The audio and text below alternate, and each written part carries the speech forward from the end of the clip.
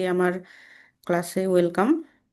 আজকে আমার আহ, প্রথম স্টুডেন্টদের সাথে ক্লাস।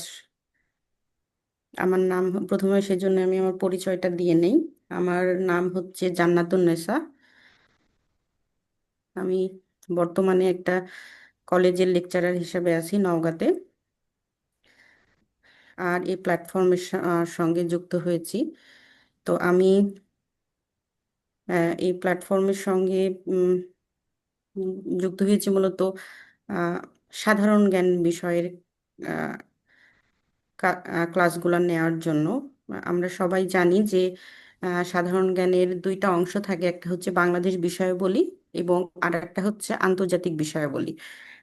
এই সাধারণ জ্ঞানে সর্বমোট হচ্ছে প্রিলিমিনারিতে 50 মার্কের কোশ্চেন হয়। আহ, আমি মূলত আন্তর্জাতিক নিয়ে কাজ করার চেষ্টা করছি। আন্তর্জাতিক পার্টে আমরা দেখতে পাচ্ছি এখানে একটা মানবন্টন দেওয়ার চেষ্টা করেছি আমি। প্রিলিমিনারিতে এই মানবন্টনটা স্ট্যান্ডার্ড ধরে কোশ্চেন করা হয়। তো উম, এখানে দেখতে পাচ্ছি যে মোট আন্তর্জাতিক বিষয়াবলীর জন্য নাম্বার হচ্ছে 20 মার্কস দেয়া হয়েছে এবং কি কি বিষয় থেকে কোশ্চেনগুলো আসে সেগুলোও দেয়া আছে। আমি একটু বলছি, আপনারা দেখবেন। প্রথমে 1 নম্বরে যেটা আছে সেটা হচ্ছে বিশ্বের সাম্প্রতিক ও চলমান ঘটনা প্রবাহ। এখান থেকে 4 মার্কের কোশ্চেন আসে। এরপরে 2 নম্বর যে টপিক সেটা হচ্ছে বৈশ্বিক ইতিহাস, আঞ্চলিক ও আন্তর্জাতিক ব্যবস্থা এবং ভূ রাজনীতি। এখান থেকেও 4 নম্বরের প্রশ্ন আসে। 3 নম্বর টপিক হচ্ছে আন্তর্জাতিক নিরাপত্তা ও আন্তঃরাষ্ট্রীয় ক্ষমতা সম্পর্ক। এখান থেকেও 4 নম্বরের প্রশ্ন আসে। 4 নম্বর টপিক আন্তর্জাতিক পরিবেশগত ইস্যু ও কূটনীতি। 5 নম্বর হচ্ছে আন্তর্জাতিক সংগঠন সমূহ এবং বৈষয়িক বৈশ্বিক অর্থনৈতিক প্রতিষ্ঠানাদি। এখান থেকেও 4 নম্বরের প্রশ্ন আসে। 5টা বিভাগ করে দেওয়া হয়েছে। 5টা বিভাগ থেকে 4 নম্বর করে কোশ্চেন আসবে। টোটাল হচ্ছে 20, মানে 20 মার্কের প্রশ্ন আসবে। তো আমি যেহেতু আপনাদের সাথে আন্তর্জাতিক বিষয়াবলী নিয়ে কাজ করব, আমি চেষ্টা করব, মানে আমার প্রচেষ্টা থাকবে যে কিভাবে এই 20 মার্কের প্রিপারেশনটা খুব সহজভাবে আপনাদের কাছে উপস্থাপন করা যায়। আহ, সাধারণত আমি নিজেও যেহেতু এই মানে পথটা পার হয়েছি, সেই কারণে আমি অনেকের অভিজ্ঞতা এবং নিজের অভিজ্ঞতা থেকে জানি যে ইন্টারন্যাশনালে একটা ভীতি থাকে অনেক স্টুডেন্টেরই, যে অনেক ভয় পায়, পড়া শুরু করতেই ভয় পায়। তো আমার এটাও প্রচেষ্টা থাকবে যে কিভাবে ইন্টারন্যাশনালের ভীতিটা দূর করা যায়। হ্যাঁ, এরপরে প্রিপারেশন নেওয়ার শুরুতেই মানুষের অনেকগুলো কোশ্চেন থাকে, তার মধ্যে একটা হচ্ছে যে কিভাবে পড়াশোনা করলে মানে কিভাবে পড়বো, যে প্রিপারেশনটা শুধু প্রিলি নেব নাকি প্রিলি প্লাস হচ্ছে রিটেন নেব। তো কিভাবে প্রিলি পড়লে রিটেনেরও প্রিপারেশন অনেকটাই কভার করা যায় সেই চেষ্টাটাও আমার থাকবে। তো সবাইকে আবার ওয়েলকাম করছি আমার ক্লাসে। আশা করি আপনাদের উম, আমি মানে আপনাদের সঙ্গে আমার যাত্রাটা খুব ভালোভাবেই যাবে। তো আমি যেই ক্লাসগুলো নিয়ে শুরু করব, যেন আন্তর্জাতিকটা সহজভাবে, জার্নিটা আপনাদের সহজভাবে হয়, এই কারণে আমি সিলেক্ট করেছি যে প্রথমে 2 নাম্বার এবং 3 নাম্বারে যে টপিকগুলো আছে, বৈষয়িক ইতিহাস, আঞ্চলিক ও আন্তর্জাতিক ব্যবস্থা, ভূ রাজনীতি, আন্তর্জাতিক নিরাপত্তা, আন্তঃরাষ্ট্রীয় ক্ষমতা সম্পর্ক, এখান থেকে যে 4 নাম্বার 4 নাম্বার করে 8 নাম্বারের কোশ্চেন হয়, মানে কিভাবে প্রিপারেশন শুরু করলে এই 8 নাম্বারের কোশ্চেনগুলো আমার কাছে খুব সহজ হবে এবং প্রিলি প্লাস রিটেনেরও আমার প্রিপারেশন হবে। সে কারণে আমি আমার ক্লাসগুলোকে এভাবেই সাজিয়েছি। প্রথম টপিক আমি ঠিক করেছি, সেটা হচ্ছে প্রণালী নিয়ে আমি ক্লাস নেব। সরাসরি যদি আমি প্রণালীতে চলে যাই তাহলে অনেক কিছুই বোঝা যাবে না। সে কারণে প্রথমে আমি অন্য একটা টপিক দিয়ে শুরু করব। সেটা সেটা হচ্ছে আহ, মানে আমাদের পৃথিবীতে যে জলরাশিগুলো আছে সেগুলো নিয়ে আলোচনা করব। আহ, এটার কারণ হচ্ছে যে আমরা যখন প্রণালী পড়ি তখন শুধু এভাবে মুখস্থ করি যে প্রণালী কোথায় অবস্থিত, কোন দেশের পাশে অবস্থিত, কোন কোন মহাদেশকে যুক্ত করেছে, অথবা কোন কোন মহাসাগরকে যুক্ত করেছে, এই রকম ভাবে আমরা শুধু মানে কানা হাফিজের মতো মুখস্থ করি। তো দেখা যায় যে এটা আমাদের আনন্দও দেয় না, অনেকদিন মনেও থাকে না এবং এর আশেপাশের বিষয়বস্তুগুলো আমরা স্কিপ করে যাই। পরবর্তীতে দেখা যায় যে আমরা অন্য কোনো টপিক পড়ার সময় কানেক্ট করতে পারি না। তো কিভাবে কানেক্ট করে প্রণালীগুলো পড়া যায় এবং আহ, প্রণালী মানে প্রণালীর আমি ইন ডেপথ পড়বো, যে কিভাবে প্রণালীর মধ্যে ভূ রাজনীতি লুকিয়ে আছে, এবং আমরা শিখবো মজা নিয়ে কিভাবে প্রিলিমিনারি পড়া যায়। প্রণালীর মধ্যে যে মানে মানে ইন্টারনাল ব্যাপার স্যাপারগুলো আছে সবকিছুই আমি হচ্ছে যে দেখানোর চেষ্টা করব। তো আমি শুরু করি। প্রথমে আমরা দেখতে পাচ্ছি এখানে লেখা আছে বাড়িমণ্ডল। বাড়ি শব্দের অর্থ আমরা সবাই জানি, বাংলা যখন সেকেন্ড বার পড়েছি যে পানি শব্দের হচ্ছে আরো সমার্থক যে শব্দগুলা থাকে তার মধ্যে বাড়ি একটা। আর মণ্ডল মানে হচ্ছে একসাথে অনেকগুলার সমষ্টি, গুচ্ছ বা এইরকম অনেক কিছু বোঝা যায়। তো আমরা বুঝতে পারছি বাড়িমণ্ডল পানি নিয়ে কোনো কিছু।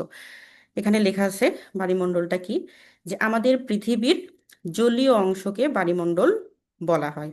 মানে বাড়িমণ্ডল বলতে যে শুধু হচ্ছে যে সমুদ্র, পানি এটাই না।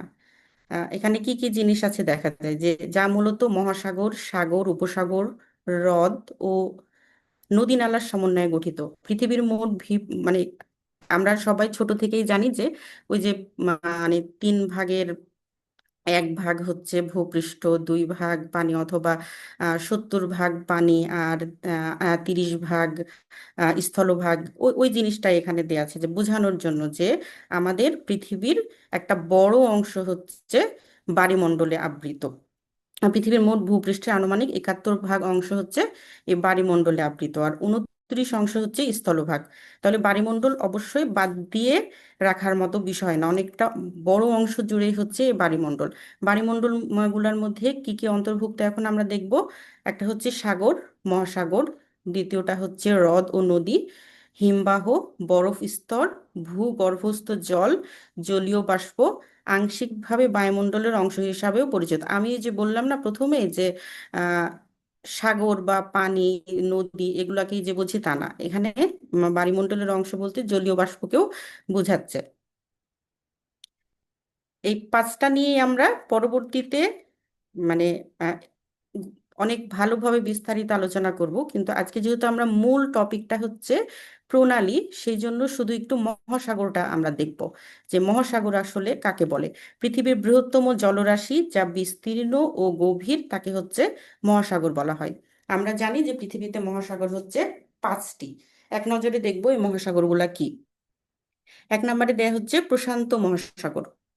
আমি যে এখানে এখন রিডিং পড়ছি, আহ, এই পড়াটা আপনাদের মনে থাকবে না আমি জানি, এবং ভালোও লাগছে না।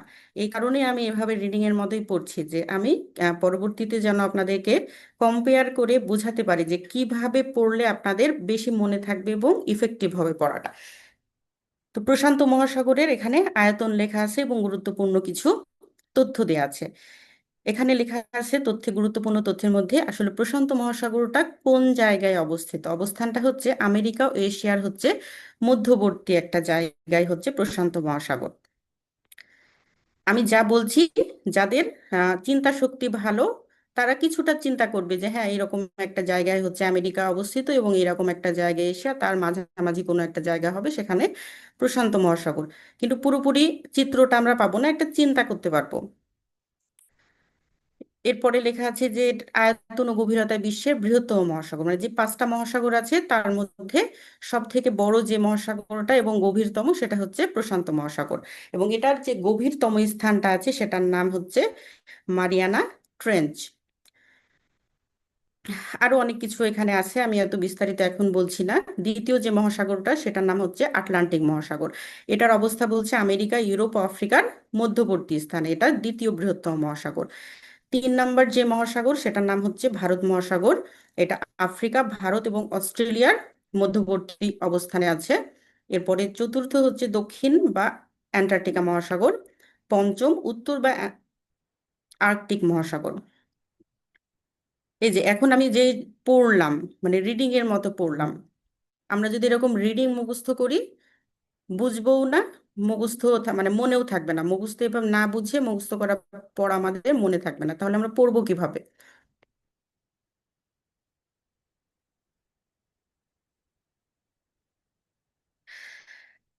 আপনারা বিশ্ব মানচিত্রটা দেখতে পাচ্ছেন?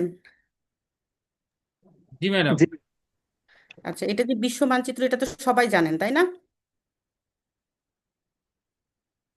সবাই জানেন না? জি ম্যাম। আচ্ছা, আমরা কোথায় ছিলাম? মহাসাগরে ছিলাম। মহাসাগরে কেন গেছিলাম? প্রণালী নিয়ে আমরা আলোচনা করব সেই কারণে। কিন্তু মহাসাগর বুঝতে হলে আমাকে মহাদেশগুলোও বুঝতে হবে, যে পৃথিবীতে মহাদেশ আছে সাতটা। এখানে সাতটা কালার আমরা দেখতে পাচ্ছি। প্রথমে হচ্ছে এই নীল একটা কালার আছে, এরপরে এখানে একটা পার্পল টাইপ কালার আছে, একটা অরেঞ্জ কালার আছে, একটা হচ্ছে মানে গ্রিন টাইপ আছে, একটা ইয়েলো আছে, একটা রেড আছে, আছে না? সবাই দেখতে পাচ্ছেন? আর নিচে একটা গ্রে কালার আছে। সাতটা কালার দেখছে না সবাই?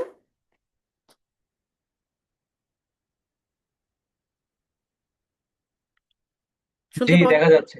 আচ্ছা, এই সাতটা হচ্ছে সাতটা মহাদেশ। এই মহাদেশের অবস্থানগুলো বুঝলে, আমরা যে প্রথমে পড়লাম না যে প্রশান্ত মহাসাগরের অবস্থান হচ্ছে আমেরিকা এবং এশিয়ার মধ্যবর্তী স্থানে। তো এই যে এশিয়া কি, আমেরিকা কি, সেটাও তো আমাকে বুঝতে হবে। তো আমরা চিত্রের মাধ্যমে আগে এখানে মানে বিশ্ব মানচিত্রে আমরা মহাদেশগুলোর অবস্থান বুঝবো, যে এই মহাদেশগুলোর অবস্থান হচ্ছে কোন মানে কোথায় কোথায়। তাহলে কোন মহাদেশের পাশে কোন মহাসাগর আমরা খুব ভালোভাবেই বুঝতে পারবো।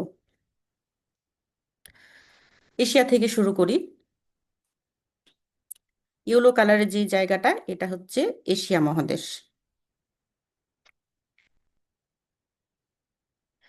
এশিয়া কালারের পাশে, আচ্ছা আরেকটা জিনিস বলেন, মানে এর আগেও আমি মানে আপনাদের সাথে ক্লাস নিইনি, কিন্তু অন্য জায়গায় ক্লাস নিয়েছি, সেখানে আমি সবসময় বলি যে ম্যাপ দেখে পড়ার সময় ম্যাপটাকে আমি রাখবো উত্তর সাইডে, দেয়ালের উত্তর সাইডে। উত্তর সাইডে রাখলে কি হবে, যে ম্যাপের যেই সাইডে ডান সাইড, মানে ওই দেশগুলোও পৃথিবীতে আমার ডান সাইডেই আছে, এবং আমার বাম সাইডের যেই দেশগুলো দেখাবে ম্যাপে, আমার প্রকৃতপক্ষে ওই দেশগুলো হচ্ছে বাম সাইডে অবস্থিত।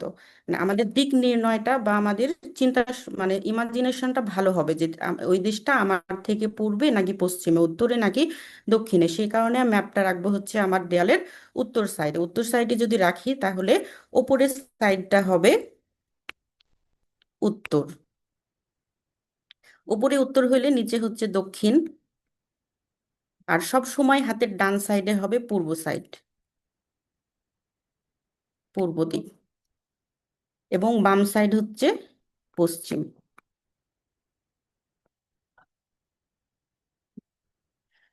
এটা সব সময় মনে রাখতে হবে যে আমার হাতের ডান সাইড হচ্ছে পূর্ব, বাম সাইড পশ্চিম দিক, ওপরে উত্তর এবং নিচে দক্ষিণ। তাহলে আমি লিখেছিলাম যে এশিয়া, এই এশিয়াটা কোন দিক, কোন সাইডে আছে ম্যাপের? আপনারা কেউ একজন বলবেন যে কোন সাইডে এশিয়া মহাদেশটা আছে? ডান সাইডে। ডান সাইডে। তাহলে ডান সাইড কোন দিক? পূর্ব। হ্যাঁ, পূর্ব দিক। তাহলে সব মহাদেশগুলোর পূর্বে কোন মহাদেশ অবস্থিত? এশিয়া। এশিয়া মহাদেশ। আচ্ছা, আমরা একটা জিনিস সবাই মানে ছোট থেকে পড়ি না, যে সূর্যোদয়ের দেশ বলা হয় কোন একটা দেশকে? জাপান। জাপানকে বলা হয়। এটার কারণ কি আমরা কেউ জানি? পূর্বে অবস্থিত, সর্বপূর্বে হ্যাঁ, অবস্থান। পূর্বে অবস্থিত। এই কারণে সূর্য পূর্ব দিকে ওঠে, সব থেকে পূর্বে যে দেশ সেই দেশই হচ্ছে সূর্যটা আগে দেখবে, এই কারণেই বলা হয় হচ্ছে জাপান সূর্যোদয়ের দেশ। তো এই আমরা দেখব প্রত্যেকটা দেশ কোথায়। তো জাপানের কথা যেহেতু আসলো, এই জাপান হচ্ছে এই যে এই দ্বীপ রাষ্ট্রটা হচ্ছে জাপান। তাহলে জাপানটা সবার পূর্বে আছে না? জি ম্যাম। হ্যাঁ, সবার পূর্বে আছে। সর্বপ্রথম সেখান থেকে সূর্য দেখা যায় সূর্য উঠলে। এ কারণে জাপানকে বলা হয় হচ্ছে সূর্যোদয়ের দেশ। তো মানে কোনো কিছু মানে লজিক ছাড়া তো হয় না, এটাই এটার কারণ যে জাপানকে কেন সূর্যোদয়ের দেশ বলা হয়। মানে একেবারে পূর্বে আছে, এবং এখান থেকে সর্বপ্রথম সূর্যটা দেখা যায় প্রথম তারিখে বা প্রথম দিনের। তো এশিয়া মহাদেশ হচ্ছে আমাদের পূর্ব সাইডে অবস্থিত, এবং এটা আমাদের ডান সাইডে অবস্থিত। এখন তাহলে আমরা দেখলাম এশিয়া মহাদেশ। এখন এশিয়া মহাদেশ থেকে আমি আস্তে আস্তে ডান সাইডে আসব। তো এশিয়া মহাদেশের ঠিক ডানে আছে একটা সবুজ অংশ আমরা দেখতে পাচ্ছি, এটা হচ্ছে ইউরোপ মহাদেশ। এটা হচ্ছে ইউরোপ মহাদেশ এশিয়ার ডানে। তাহলে এশিয়া যদি পূর্বে হয় তাহলে ইউরোপ মহাদেশটা কোন সাইডে আছে? এশিয়ার পশ্চিম পাশে। এবং এশিয়ার ঠিক নিচে দক্ষিণ সাইডে একটা লাল অংশ দেখতে পাচ্ছি, এটা হচ্ছে অস্ট্রেলিয়া মহাদেশ বা ওশেনিয়া মহাদেশ। আরেকটা আছে এশিয়ার সঙ্গেই, অরেঞ্জ কালারের, এটা হচ্ছে দক্ষিণ পশ্চিম সাইডে এশিয়া মহাদেশের, এটাকে বলা হচ্ছে আফ্রিকা। আফ্রিকা মহাদেশ। পাশাপাশি এই চারটা মহাদেশ অবস্থিত, এশিয়া, ইউরোপ, আফ্রিকা এবং অস্ট্রেলিয়া, এটার অবস্থান দেখলাম। এবং আমরা একেবারে যদি আমাদের হাতের ডান সাইডে আলাদা করি তাহলে দুইটা দেখতে পাচ্ছি, একটা হচ্ছে নীল কালারের, একটা পার্পেল কালারের। এখন উপরে যে অংশটা, এটা একটা মহাদেশ, আর নিচের এক অংশটা হচ্ছে আরেকটা মহাদেশ। উপরে যেটা সেটা হচ্ছে উত্তর আমেরিকা মহাদেশ, নর্থ আমেরিকা।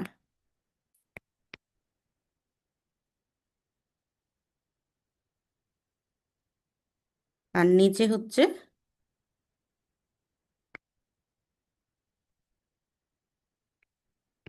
South America. এটার কারণ কি? ওপরেরটা উত্তর আমেরিকা হইলো আর নিচেরটা দক্ষিণ আমেরিকা হলো কেন নাম, বলেন? ম্যাম ভৌগোলিক অবস্থানের কারণে। ভৌগোলিক অবস্থানের কারণে, কারণ ওপরের সাইডটা হচ্ছে উত্তর দিকে আর নিচের সাইডটা দক্ষিণ দিকে। আমরা ওই যে দিক লিখেছি না উপরে উত্তর, তাহলে অবশ্য উত্তর সাইডে যে মহাদেশটা হবে সেটার নাম দক্ষিণ কোনো মহাদেশ অবশ্যই হবে না। সে কারণে আমেরিকাকে দুই ভাগ করা হয়েছে, একটা হচ্ছে নর্থ আমেরিকা আর একটা সাউথ আমেরিকা। তাহলে আমরা পাঁচটা মহাদেশের অবস্থান বুঝলাম। আহ, আহ, সাতটা মহাদেশের অবস্থান, সাতটা জি বুঝিনি, ম্যাম। ছয়টা বুঝেছি, জি একটা ম্যাম। বাকি আছে। একেবারে নিচের দিকে তাকান, অ্যান্টার্কটিকা লেখা আছে না? জি হ্যাঁ, এটা হচ্ছে উত্তর এবং দক্ষিণ বিস্তৃত। আমরা জানি পৃথিবী হচ্ছে গোলাকার। উত্তর সাইড একটা জায়গায় এসে দক্ষিণ সাইডের সাথে মিলেছে, আবার এই যে পশ্চিম সাইডটা, এখানে আমরা যেখানে শেষ দেখতে পাচ্ছি পূর্ব সাইডের সাথে কিন্তু এই জায়গাটা আবার কানেক্টেড। ঠিক আছে? তো এই পশ্চিম যেখানে শেষ হয়েছে, এই শুরুটা পূর্ব থেকে কিন্তু এটা শুরু, ওই রকম উত্তরে যেটা শেষ দক্ষিণে ওই জায়গাটা থেকে শুরু। তো দক্ষিণের বাকি অংশ কিন্তু উত্তরে আছে। তো এই অ্যান্টার্কটিকা মহাদেশটা হচ্ছে বরফাচ্ছন্ন মহাদেশ, সেখানে আহ মানুষ বেঁচে থাকার উপযোগী কোনো পরিবেশ নাই, সেখানে মানুষ বসবাস করে না, সেখানে কোনো দেশও নাই, এটা একটা মহাদেশ। তো এটা হচ্ছে সাতটা মহাদেশ: এশিয়া মহাদেশ, ইউরোপ, আফ্রিকা, অস্ট্রেলিয়া বা Oceania, North America, South America, আর একটা হচ্ছে অ্যান্টার্কটিকা। সাতটা মহাদেশের অবস্থান আমরা দেখলাম। এখন আমরা চলে যাব। ম্যাম, একটা কোশ্চেন ছিল ম্যাম। হ্যাঁ, হ্যাঁ। এটা হচ্ছে যে সূর্যোদয় দেশ যেহেতু জাপান, তো আমরা যদি ভৌগোলিকভাবে মানে অবস্থান দেখি, তাহলে আহ, আমরা দেখছি যে রাশিয়া, তারপর হচ্ছে ওশেনিয়া। হুম। অবস্থানের দিক থেকে দেখা যাচ্ছে ওই অঞ্চলগুলো কোনো কোনো অঞ্চল বা কোনো ভূস্তর হচ্ছে আগে আসতেছে, অর্থাৎ। আচ্ছা, আমি এক্স্যাক্টলি এটাই আমি মানে প্রশ্নটা আশা করছিলাম যে আপনারা দেখবেন যে কিছু কিছু জায়গায় যে এই জায়গাটায় আছে। হ্যাঁ, হ্যাঁ। রাশিয়া, এশিয়া মহাদেশের মধ্যে রাশিয়ার অবস্থাটা হচ্ছে এইরকম একটা জায়গায়। ঠিক আছে? এই যে উপরের জি সাইডটা, এটা হচ্ছে রাশিয়া। রাশিয়াকে আবার হচ্ছে এই যে এইরকম একটা জায়গা দিয়ে ভাগ হয়ে এই সাইডটা এশিয়ার মধ্যে পড়ে। সরি, আমার ভুল হয়েছে, আলাদা করাই আছে। হ্যাঁ, এই যে এই জায়গাটা, হ্যাঁ এখানে আলাদা করাই আছে এইখানে। এটা হচ্ছে একটা অংশ, এবং এখানে একটা অংশ আছে এতটুকু। ঠিক আছে? এরকম একটা অংশ আছে এখান থেকে, যে এই পাশে একটা অংশ সবুজের মধ্যে পড়ে গেছে না, এইটা ইউরোপ মহাদেশ আমরা লিখেছিলাম, যে এটা হচ্ছে ইউরোপ মহাদেশের মধ্যে। পরিষ্কার করে আমি বোঝাই। এইরকম এতটুকু জায়গা রাশিয়ার মধ্যে, কিন্তু রাশিয়ার মানচিত্রটা আমরা যখন দেখব তখন দেখব যে এটা পুরাটা হচ্ছে রাশিয়ার মধ্যে। রাশিয়ার একটা অংশ আছে এশিয়ার মধ্যে, একটা ইউরোপের মধ্যে। ইউরোপের মধ্যে যে অংশটা পড়েছে এইটা মূলত হচ্ছে মানে এখানে জনবসতি বেশি বসবাস করে। হ্যাঁ, রাজধানী ওটাই এইরকম একটা জায়গায় হচ্ছে মস্কো অবস্থিত রাশিয়ার। তো রাশিয়াকে বলা হয় ইউরেশিয়ান কান্ট্রি। কি কারণে? যে ইউরোপের মধ্যে কিছু অংশ আছে, কিছু অংশ এশিয়ার মধ্যে আছে। তো এশিয়ার মধ্যে যে অংশটা পড়েছে এটা মূলত সাইবেরিয়া অঞ্চলে, ঠিক আছে। এটাও বরফাচ্ছন্ন থাকে, ঠান্ডা। এখানে মূলত মানুষ বসবাসের উপযোগী না, এখানে মানুষ বসবাস করে না। রাশিয়া অনেক বড় দেশ হলো, রাশিয়ার মানে মানুষ বসবাসের উপযোগী জায়গা খুবই অল্প। তো এই এলাকাটা যেমন আমরা অ্যান্টার্কটিকা মহাদেশে দেখলাম যে এখানে মানুষ বসবাসের উপযোগী না, এই কারণে এখানে কোনো দেশ নাই। ওই রকম রাশিয়ারও একটা বড় অংশ সেখানে হচ্ছে মানুষ বসবাস করে না। এই কারণে ওই জায়গাটাকে কাউন্ট করেনি যে এটা মানে পূর্বের দেশ বা এরকম। আবার এটা হচ্ছে শুধু যে পূর্বের মধ্যে রাশিয়ার এই অংশটা পড়ে তা না, এটা হয়ে যায় উত্তর পূর্ব পার্শ্বে, মানে একটু কোনা টাইপ হয়ে যাচ্ছে না। মানে ভৌগোলিক ভাবে আমরা ম্যাপে ছোট দেখছি, কিন্তু যখন এটা মানে সারা পৃথিবীর সাথে তুলনা করা হবে, যখন দ্রাঘিমা অক্ষাংশে একেবারে অ্যাকুরেট মাপ করা হবে, এটা পড়বে কিন্তু উত্তর পূর্ব সাইডে, পূর্বও থাকবে না ঠিক মতো। এটাই হচ্ছে মূলত কারণ জাপানকে কাউন্ট করা হয় সূর্যোদয়ের দেশ হিসাবে। ক্লিয়ার হয়েছে? জি ম্যাম। আচ্ছা, আর কোনো কোশ্চিন?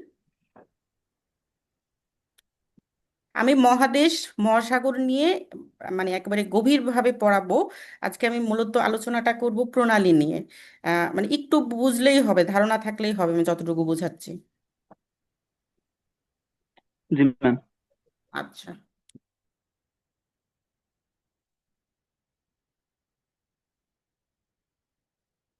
তো আমরা ছিলাম মহাসাগরে। মহাসাগর বোঝার জন্য আমার প্রথমে প্রয়োজন ছিল মহাদেশগুলা বোঝা। আমরা মহাদেশ পেয়ে গেছি সাতটা। যে এই যে আমরা পড়ছিলাম যে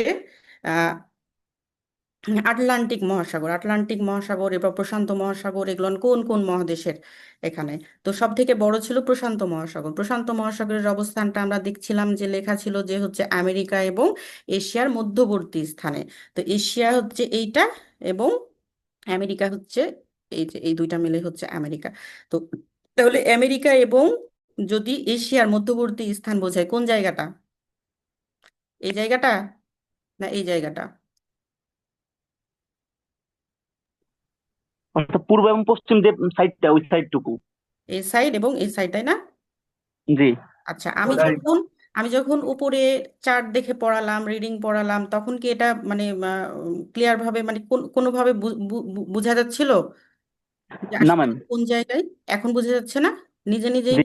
মনে হচ্ছে না যে আমি পারবো যে কোন মহাদেশ পাশে কোন মহাসাগর অবস্থিত? জি ইনশাল্লাহ। আচ্ছা, তাহলে আমরা কিন্তু বুঝতে পারছি যে এখন প্রশান্ত মহাসাগরের অবস্থানটা কোথায়। এই যে আমেরিকা মহাদেশ, এই যে আমেরিকা মহাদেশ এবং এশিয়া মহাদেশের মধ্যবর্তী যে স্থানটা, এই যে এখান থেকে এই যে এই বিশাল যে জায়গাটা, সেটা হচ্ছে প্রশান্ত মহাসাগর। এ- পুরা এলাকাটাই হচ্ছে প্রশান্ত মহাসাগর। প্রশান্ত মহাসাগর এই যে অস্ট্রেলিয়ার এই জায়গা থেকে আলাদা হয়েছে, এবং আমেরিকা মহাদেশের নিচে যে অংশটা, এখান থেকে এইরকম ভাবে পুরাটাই হচ্ছে প্রশান্ত মহাসাগর। এই কারণে মানে আমরা এমনিতেও বুঝতে পারছি যে অনেক বড় একটা জায়গা নিয়ে প্রশান্ত মহাসাগর, অন্যান্য যে জায়গাগুলো রয়েছে এটার মানে দৈর্ঘ্য অনেক, মানে আয়তনও অনেক বড়। পৃথিবীর সর্ববৃহৎ মহাসাগর হচ্ছে আমরা দেখেছি যে প্রশান্ত মহাসাগর। এরপরে আমরা দেখব যেটার অবস্থান সেটা হচ্ছে ভারত মহাসাগর। ভারত মহাসাগরের অবস্থান হচ্ছে আফ্রিকা, এশিয়া এবং অস্ট্রেলিয়ার মাঝামাঝি একটা জায়গায়। তো অ- এশিয়া মহাদেশ এইটা, আফ্রিকা মহাদেশ এইটা, এবং অস্ট্রেলিয়া মহাদেশ তো এইটা আমরা জানি, এটার মাঝামাঝি অবস্থানে। তাহলে বুঝতে পারছি যে আমরা এই জায়গাটা, এই যে মাঝামাঝি যে জায়গাটা, এইটাই হবে হচ্ছে ভারত মহাসাগর বা ইন্ডিয়ান ওশান। ইন্ডিয়ান ওশান, এটা এটা প্যাসিফিক ছিল। আচ্ছা, দুইটা পেলাম। এরপরে আর একটা বড় মহাসাগর আছে, সেটার নাম হচ্ছে আটলান্টিক মহাসাগর। আটলান্টিক মহাসাগরটা হচ্ছে আমেরিকা মহাদেশ এবং ইউরোপ আফ্রিকার মধ্যবর্তী স্থানে। এই যে আমেরিকা মহাদেশ তো আমরা জানি, হাতের বাম সাইডের দুইটা এটা, আর ইউরোপ এইটা এবং আফ্রিকা হচ্ছে এইটা। তাহলে এই এই মহাদেশগুলোর মধ্যবর্তী স্থানটা হচ্ছে এই জায়গাটা। কতটুকু জায়গা নিয়ে আটলান্টিক মহাসাগর বোঝা যাচ্ছে না? এটা হচ্ছে একটা এস আকৃতির মতো, দেখতে পাচ্ছি আমরা। জি ম্যাম। আচ্ছা, তাহলে আমরা প্রশান্ত মহাসাগরও দেখলাম। প্রশান্ত মহাসাগরের পরে দুইটা মহাদেশ আছে, আমেরিকা, উত্তর আমেরিকা এবং দক্ষিণ আমেরিকা। এটার পাশেই হচ্ছে আটলান্টিক মহাসাগর। এরপরে আবার মহাদেশ আছে ইউরোপ, আফ্রিকা। এটার পাশেই হচ্ছে ভারত মহাসাগর। ভারত মহাসাগরের নিচে আর একটা হচ্ছে মহাসাগর আছে। এটাকে বলো, আমরা নিচের সাইডটা কি বলেছিলাম, দক্ষিণ না? হ্যাঁ, তাহলে এটার নাম দক্ষিণ। অনুসারে নিচে যে মহাসাগরটা সেটা হচ্ছে দক্ষিণ মহাসাগর। উত্তরের যে অংশটা থাকবে সেটাকে বলা হবে উত্তর মহাসাগর। আমরা যে পাঁচটা মহাসাগর বললাম, এটা পাঁচটা, একটা, দুইটা, তিনটা, চারটা এবং পাঁচটা, এই পাঁচটা মহাসাগর। সাতটা মহাদেশের চারপাশে রয়েছে পাঁচটা মহাসাগর।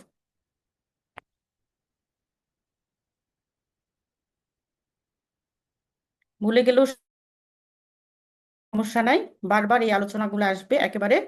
আহ এমন ভাবে পড়াগুলো হবে, আর কখনোই আশা করি ভুল হবে না। কেবল তো শুরু।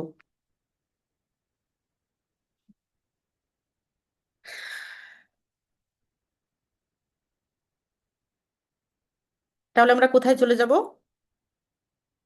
কি, প্রণালী। মানে আমাদের মূল ক্লাসটা কোথায় যাবে? প্রণালী। প্রণালীতে। প্রণালী বোঝার জন্যই আমি এই যে মহাসাগর, মহাদেশ এগুলো দেখলাম যে কোথায় কোথায় আছে। তো প্রণালী কি? প্রণালী মূলত হচ্ছে, এখানে যেটা লেখা আছে যে দুইটি সমুদ্র বা নদীকে সংযুক্ত করে এমন সংকীর্ণ জলপ্রবাহ প্রবাহকেই প্রণালী বলে, যা প্রায় দুটি ভূখণ্ডকে পৃথক করে রাখে। মানে মূলত এটা হচ্ছে, মানে এমন একটা জায়গা হবে যেটা হচ্ছে,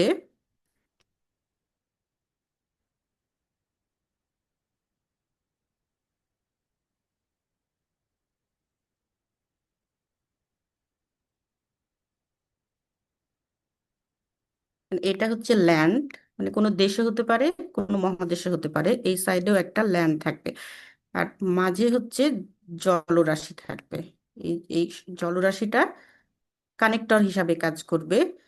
এই ল- এই সাইডে একটা বিশাল জলপ্রবাহ থাকবে, জলরাশি থাকবে। এই সাইডেও একটা বিশাল, ধরে নিলাম যে সাগর আছে কোনো এই সাইডে, এখানেও, এই সাইডেও।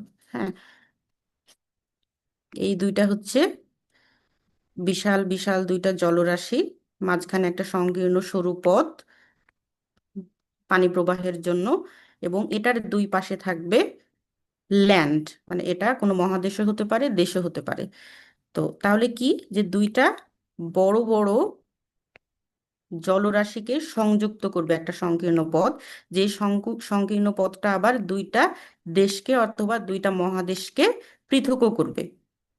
ঠিক আছে, মূলত এই জিনিসটাকে বলা হচ্ছে প্রণালী, যে দুইটা ভূখণ্ডকে, মানে ল্যান্ডকে হচ্ছে পৃথক করবে এবং সংযুক্ত করবে হচ্ছে দুইটা বড় বড় জলরাশিকে। এবং যেটাকে প্রণালী বলেছে সেটা সেটা হবে খুব সরু একটা জলপথ। ক্লিয়ার? জি ম্যাম। তাহলে প্রণালী আহ, তাহলে চ্যানেলটা কি তাহলে, মানে খাল, যদি। চ্যানেল, খাল। যে চ্যানেল, হ্যাঁ, যে হ্যাঁ, নদীর মাঝে চ্যানেল, এই চ্যানেল তাহলে কাজ কি? হ্যাঁ, আচ্ছা, আচ্ছা, ঠিক আছে। আচ্ছা, বলছি। প্রণালীটা আগে ক্লিয়ার করি, যে প্রণালী হলো একটি সংকীর্ণ জলপ্রবাহ, যে জলপ্রবাহ দুইটি স্থলভাগকে পৃথক করবে এবং দুটি বড় জলভাগকে সংযুক্ত করবে। এবং খালও হচ্ছে আহ এইরকমই একটা সংকীর্ণ, যেটা দেখালাম এরকম সংকীর্ণ একটা জল প্রবাহ থাকবে, যেখানে দুইটা ভূমিকে আলাদা করবে এবং দুইটা জলরাশিকে সংযুক্ত করবে। প্রণালীও যা, খালও তা, একই জিনিস। তাহলে দুইটা নাম হলো কেন? এটা প্রশ্ন না এখন মনের মধ্যে? জি ম্যাম। খাল আলাদা হলো কেন এবং প্রণালী আলাদা হলো কেন? এটার কারণ খুব সহজ। একটা হচ্ছে প্রাকৃতিক সৃষ্টি, আর একটা হচ্ছে সুবিধার জন্য, মানে জলপথে যাতায়াত সুবিধার জন্য মানুষ সৃষ্টি করে, মানে আমরা সৃষ্টি করি কোনো একটা জায়গা। মানে ওই যে খালের সাথে খাল কাটা একটা শব্দ আছে না, খাল কাটা, মানে জি খালটা ম্যাম। হচ্ছে কাটে, মানে কেটেই খাল বানাইতে হয়। মানে মানুষ এটা নিজেদের প্রয়োজনে খনন করে তৈরি করে। তাহলে এটা হচ্ছে ম্যানমেড। খাল কি? খাল হচ্ছে ম্যানমেড, এবং ন্যাচারাল বা প্রাকৃতিক হচ্ছে প্রণালী, এটা মানুষ তৈরি করেনি। জটিল বিষয় না এটা। প্রণালী এবং খালের কাজ একই, একই রকম, শুধুমাত্র প্রণালী হচ্ছে ন্যাচারাল, প্রাকৃতিকভাবে সৃষ্টি, এটা মানুষ তৈরি করেনি। পৃথিবী সৃষ্টির ইতিহাসে যেভাবে আমাদের মহাদেশগুলো তৈরি হয়েছে ওই রকম ভাবে সবকিছু তৈরি হওয়ার সময় এই খালগুলাও তৈরি হয়ে গেছে মহাদেশের পাশ দিয়ে দিয়ে।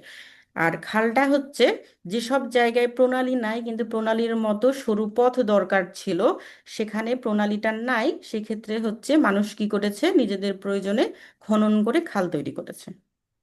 ক্লিয়ার? জি ম্যাম।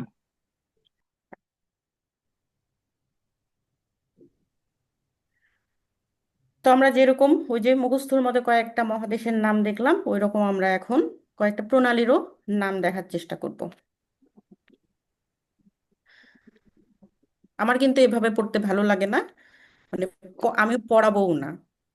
যে যে পক প্রণালী ভারত শ্রীলঙ্কাকে পৃথক করেছে, সংযুক্ত করেছে ভারত মহাসাগর এবং আরব সাগরকে, আমরা কিন্তু যখন আহ, সংজ্ঞা পড়ি প্রণালী কাকে বলে, তখন কিন্তু আমরা এটা দেখেছি যে একটা পৃথক করবে হচ্ছে দুইটা ভূমিকে এবং সংযুক্ত করবে দুইটা জলরাশিকে। যে একটা দেয়া আছে পক প্রণালী, এটা একটা প্রণালীর নাম, কোন একটা জায়গায় এটা আছে, তাহলে কোন জায়গায় আছে, এই সংযুক্ত করেছে কাকে কাকে এবং পৃথক করেছে কাকে কাকে, এটা দেখলে আমরা বুঝবো যে পক প্রণালী হচ্ছে পৃথক করেছে কোন দুইটা ভূমিকে, ভারতকে এবং শ্রীলঙ্কাকে, দুইটা দেশকে তাহলে পৃথক করেছে কাকে কাকে, ভারতকে এবং শ্রীলঙ্কাকে, এবং এর মাঝ দিয়ে যে জলপ্রবাহ আছে ওই দুইটা মানে ওই জলপ্রবাহ দুইটা বড় কোন জলপ্রবাহকে সংযুক্ত করেছে, ভারত মহাসাগর এবং আরব সাগর। সংজ্ঞার সাথে মিলল যে দুইটা জলরাশিকে সংযুক্ত করবে এবং পৃথক করবে হচ্ছে দুইটা ভূমিকে। দুইটা দেশ পেয়ে গেলাম, ভারত এবং শ্রীলঙ্কাকে আমরা পৃথক করতে দেখলাম এবং সংযুক্ত করতে দেখছি ভারত মহাসাগর এবং আরব সাগরকে, এপক প্রণালী। এরপরে আছে জিব্রাল্টার প্রণালী। জিব্রাল্টার প্রণালী পৃথক করেছে আফ্রিকাকে এবং ইউরোপকে, এটা আবার মহাদেশকে পৃথক করে ফেলেছে, এবং সংযুক্ত করেছে উত্তর আটলান্টিক মহাসাগরকে এবং ভূমধ্যসাগরকে। ঠিক আছে। এরপরে হচ্ছে মালাক্কা প্রণালী। মালাক্কা প্রণালী সংযুক্ত করেছে বঙ্গোপসাগর এবং জাভা সাগরকে, স- এবং পৃথক করেছে হচ্ছে সুমাত্রা নামের একটা জায়গাকে এবং মালয় উপদ্বীপকে।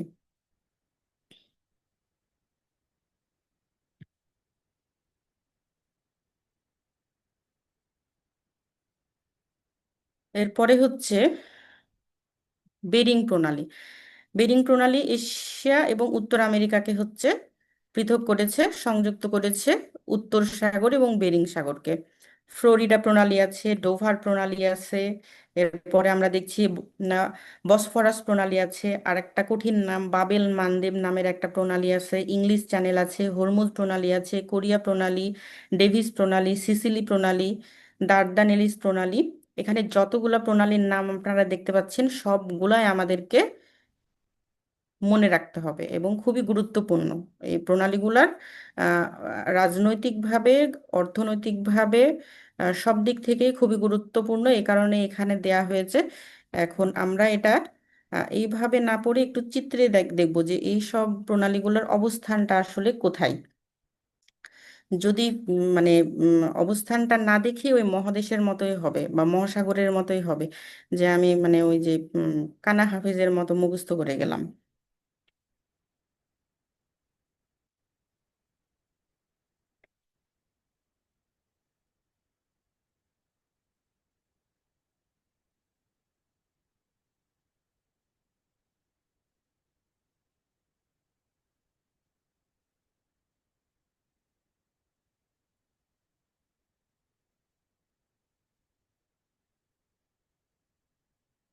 আমি যতগুলো প্রণালী ওপরের চার্টে দিয়েছি এখানে ততগুলো প্রণালী দেইনি। আহ, সবগুলা প্রণালীর আহ, চিত্রটা যদি এখানে দেই মানে নাম লেখা, তাহলে একটু হজবরলা হয়ে যাচ্ছে, তখন ঠিক বোঝা যাচ্ছে না। এই কারণে কয়েকটা গুরুত্বপূর্ণ এখানে দেয়া আছে, সবগুলো আস্তে আস্তে আলোচনা করব। আজকের ক্লাসের জন্য আমি অল্প কিছু সিলেক্ট করে এই ম্যাপটা সিলেক্ট করেছি।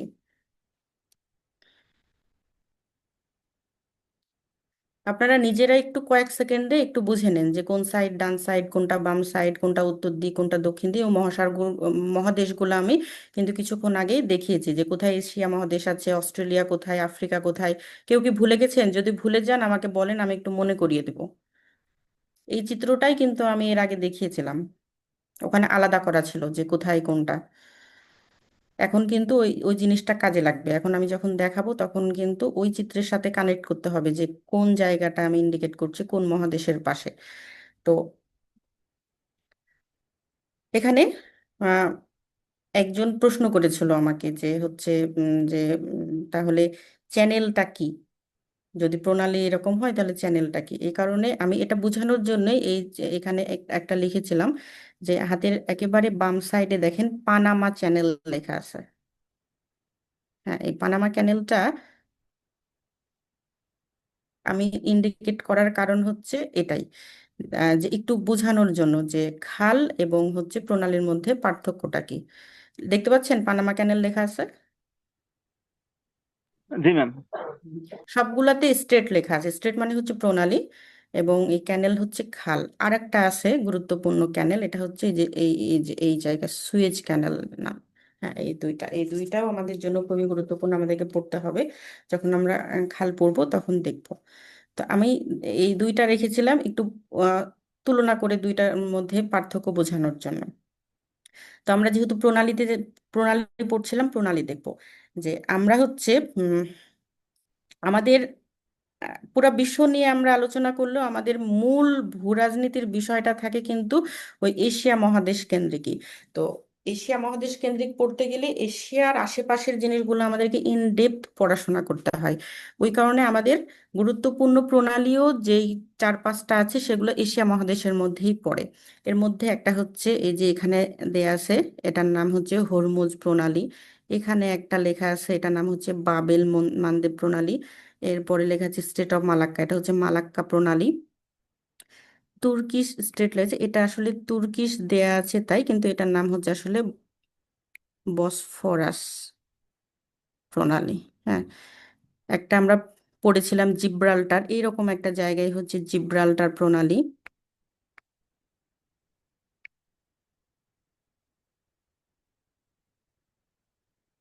একটা বেরিং প্রণালী আছে এইখানে। এখান থেকে তো আবার আমেরিকা মহাদেশটা শুরু, মানে এই যে এটা, এইটা যেখানে শেষ এটা তো শুরু, তাহলে এটা কাছাকাছি অবস্থানে আছে এই সাইডটা। তো এখানে একটা প্রণালী আছে এই যে এশিয়াকে এবং আমেরিকাকে পৃথক করেছে, এটার নাম হচ্ছে বেরিং প্রণালী। বেরিং প্রণালী। এরপরে আমরা দেখেছিলাম যে এই যে জাপানের অবস্থানটা, জাপান এবং এই জায়গাটা হচ্ছে কোরিয়া, উত্তর কোরিয়া এবং দক্ষিণ কোরিয়া, এটার মাঝে একটা সংকীর্ণ জায়গা দেখতে পাচ্ছি। এই জায়গাটার নাম হচ্ছে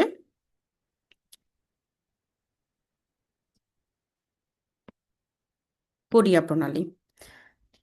হ্যাঁ, হরমুজ প্রণালীটা আমরা দেখি, সবগুলা আলাদা করে ফেলি।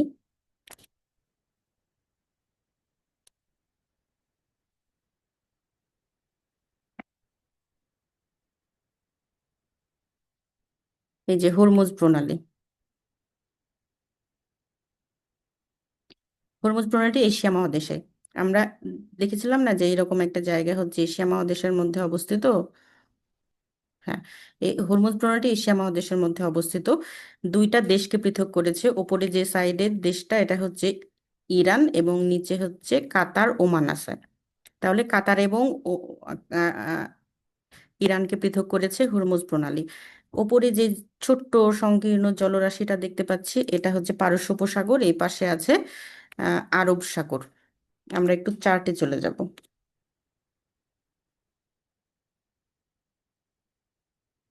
এই যে হরমুজ প্রণালী আরব এবং ইরানকে কি পৃথক করেছে এবং পারস্য উপসাগর এবং ওমান উপসাগরকে সংযুক্ত করেছে, এটা লেখা আছে না? যে আরব ইরানকে পৃথক করেছে, পারস্য উপসাগরকে যোগ করেছে ওমান উপসাগরের সাথে, এই জিনিসটাই ওখানে আছে।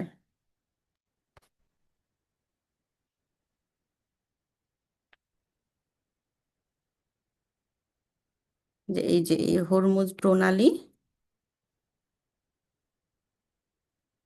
হরমুজ প্রণালীর এক সাইডে ইরান এবং আরব বলা হয়েছে, এটার কারণে হচ্ছে আরব বিশ্ব বলতে তো হচ্ছে যে ওই যে বাহরাইন, কাতার, সংযুক্ত আরব আমিরাত, সৌদি আরব সবাইকে বোঝায়, এই জন্য আরবকে ইরানের থেকে পৃথক করেছে এবং পারস্য উপসাগরকে কানেক্ট করেছে হচ্ছে এই জায়গাটা হচ্ছে আরব উপসাগর। বোঝা গেছে? এরপরে আর একটা হচ্ছে বাবেল মানদেব প্রণালী, এইটা হচ্ছে বাবেল মানদেব প্রণালী। বাবেল মানদেব প্রণালীর ওপরে অংশ হচ্ছে এই জায়গাটা হচ্ছে ইয়েমেন, এখানে হচ্ছে ইয়েমেন। আর নিচে যে জায়গাটা আফ্রিকা মহাদেশ, এটা হচ্ছে আফ্রিকা মহাদেশের, এখানে আছে ইরিত্রিয়া, ইথিওপিয়া নামের দেশগুলা এখানে আছে। তাহলে ইয়েমেনকে ইরিত্রিয়া, ইথিওপিয়া, জিবুতি এই দেশ থেকে পৃথক করেছে এই বাবেল মানদেব প্রণালী। এবং এখানে একটা সংকীর্ণ জলরাশি আছে, এই জলরাশিটা এখান দিয়ে এসে এই যে বড় এই জলরাশি, এটাকে বলা হয় এডেন উপসাগর। আর ওপরে যে জলরাশি, ওই ওপরের জলরাশিটার নাম হচ্ছে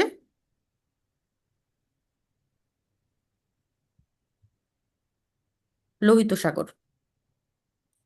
তাহলে লোহিত সাগরের সাথে এডেন উপসাগরকে সংযুক্ত করেছে হচ্ছে বাবেল মানদেব প্রণালী এবং পৃথক করেছে হচ্ছে দেশের কথা যদি বলে তাহলে ইয়েমেনের সাথে জিবুতিকে, অথবা যদি মহাদেশ, সাধারণত এই বাবেল মানদেব প্রণালীটা আসে এইভাবে যে কোন কোন মহাদেশকে পৃথক করেছে। আমরা জানি ওই উপরের সাইডটা হচ্ছে এশিয়া এবং নিচে হচ্ছে আফ্রিকা।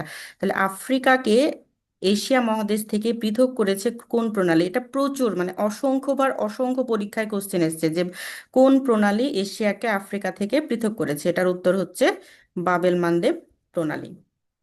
এই দুইটা হচ্ছে মহাদেশকে পৃথক করেছে এই এই বাবেল মানদেব। আর যখন হরমুজ প্রণালী দেখলাম তখন কিন্তু মহাদেশকে আলাদা করেনি, দুইটা দেশকে আলাদা করেছে। আরবের একটা দেশকে ইউরোপ, ইরান থেকে পৃথক করেছিল।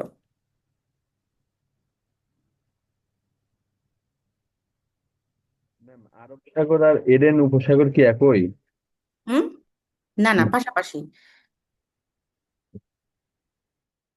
আমি দেখাচ্ছি। এই যে এই রাষ্ট্রটার নাম হচ্ছে ইয়েমেন, ঠিক আছে? ইয়েমেনের একটা বন্দরের নাম হচ্ছে এডেন।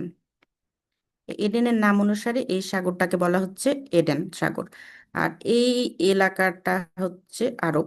ম্যাপে তো ছোট, আসলে তো ছোট জায়গা না, মানে আলাদা করা যায় দুইটাকে। এডেন উপসাগরের আয়তন ছোট, আরব উপসাগর তুলনামূলকভাবে একটু বড়।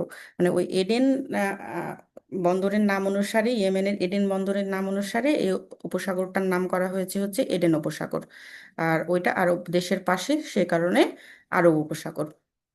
তো এই প্রশ্নটাও কিন্তু আসে যে এডেন বন্দর কোন দেশের, মানে এডেন বন্দরটা কোন দেশের? ইয়েমেনের। বাবেল মানদেব প্রণালীর কারণেই এডেন বন্দরটা গুরুত্বপূর্ণ।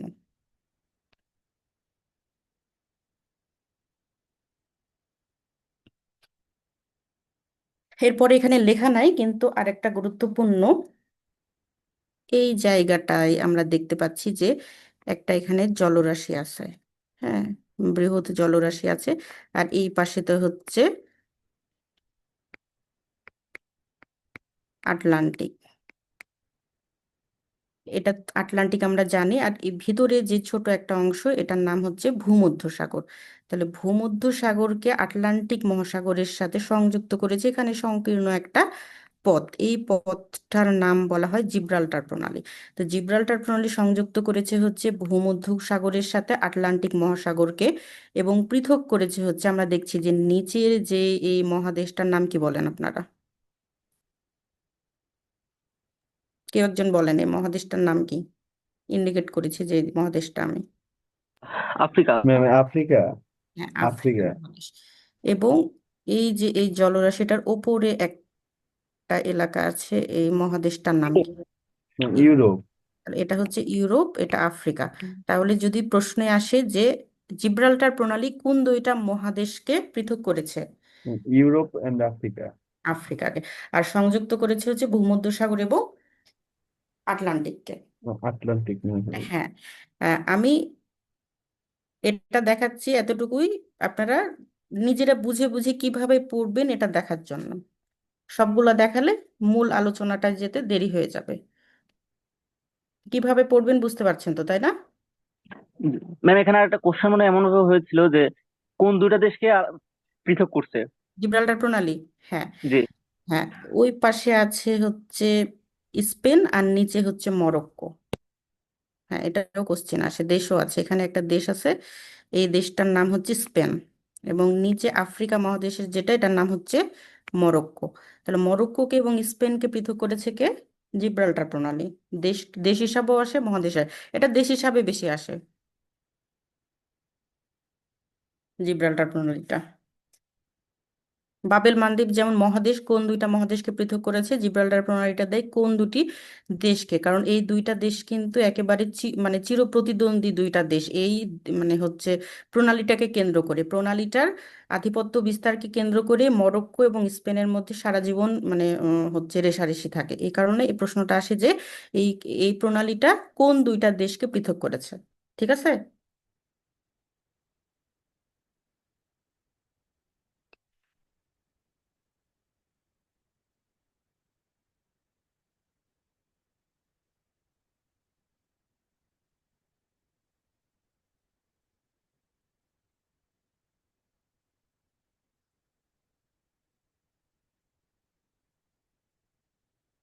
এখন কিছু কথা বলি, যে কথাগুলা একটু মানে আলোচনা করা গুরুত্বপূর্ণ প্রণালী আলোচনার আগে। যে আমরা তো দেখলাম যে পৃথিবীর 71 ভাগ হচ্ছে জলরাশি, মানে হচ্ছে সাগর। তাহলে আহ, মানে বাণিজ্যের ক্ষেত্রে, পণ্য আনা নেওয়ার ক্ষেত্রে আমরা জানি মাধ্যম অনেকগুলা থাকতে পারে, তার মধ্যে একটা হচ্ছে জল স্থলপথে। স্থলপথে যেসব যানবাহনগুলো আছে সেগুলোর মাধ্যমে আমরা পণ্য আনা নেওয়া করতে পারি। আর একটা হচ্ছে স্থলপথে, আর একটা হচ্ছে আকাশপথ। তিন পথেই কিন্তু পণ্য বাণিজ্যের ক্ষেত্রে পণ্য আনা নেওয়া করা যায়, মানে পরিবহন করা যায়। কিন্তু সব থেকে আহ, ব্যয়বহুল হচ্ছে আকাশপথে, আমরা জানি, কারণ যত ওয়েট বেশি হয় আকাশপথে হচ্ছে তত আহ, দাম বেড়ে যায়, মানে খরচ বৃদ্ধি পায়। খরচ যদি পণ্য আনা নেয়ার বৃদ্ধি পায় তাহলে আলটিমেটলি সেটার দাম কম হবে না বেশি হবে?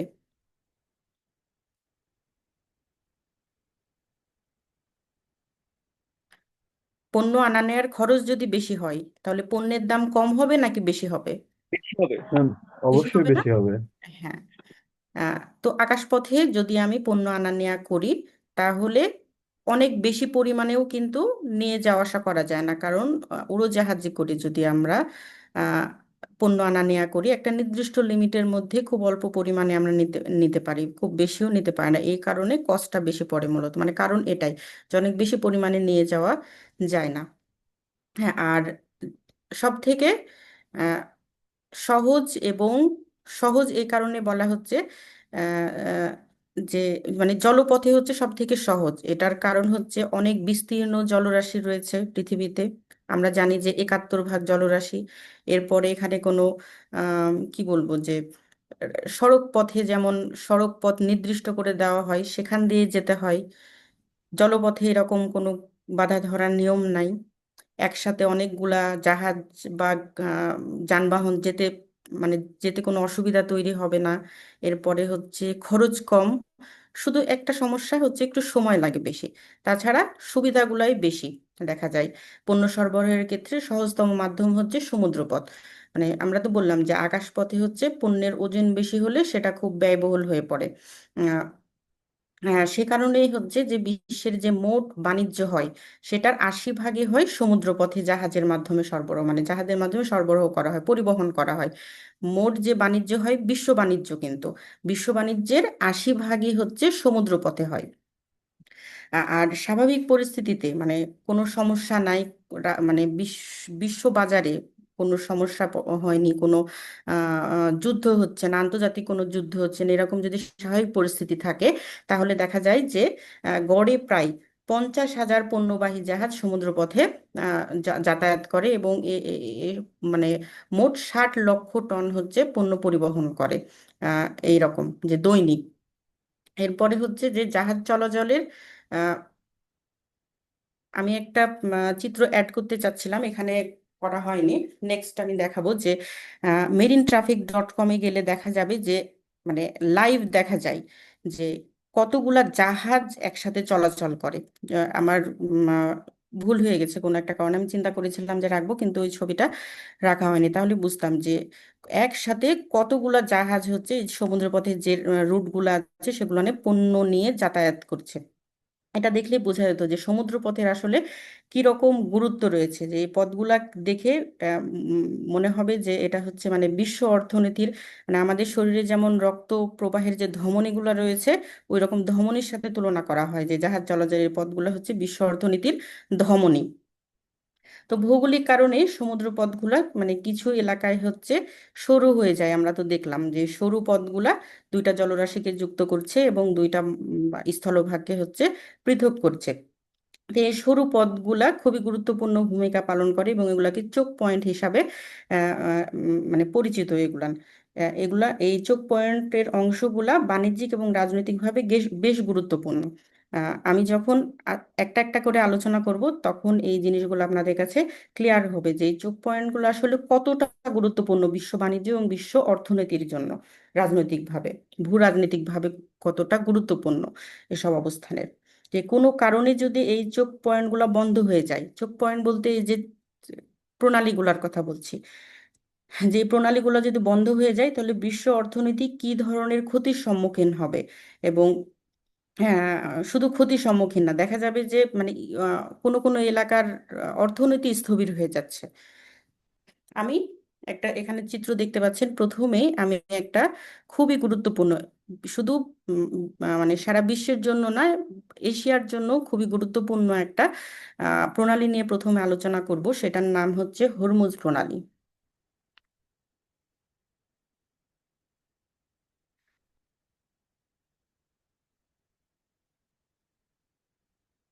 স্ট্রেট অফ হরমুজ, এই হরমুজ প্রণালীটা নিয়ে আমি আজকে আলোচনা করব।